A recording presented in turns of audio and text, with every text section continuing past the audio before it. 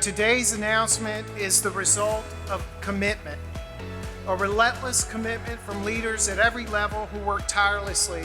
The people are what make Virginia happen.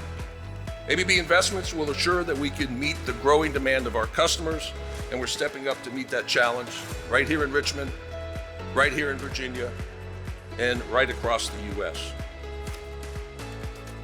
This is state of the art, and that's why I'm so excited about what ABB is doing today. 1, 2, 3.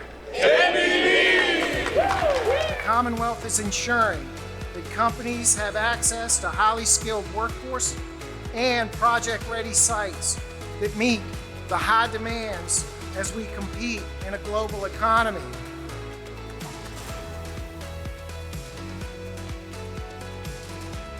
So the people are what make Virginia happen. And with this new investment, you're doubling down on the great Commonwealth of Virginia. I can say without hesitation that we're celebrating that Richmond represents everything that ABB is about. Innovation with purpose, a deep respect for community, and an unwavering commitment to our customers. We're here to celebrate a huge statement.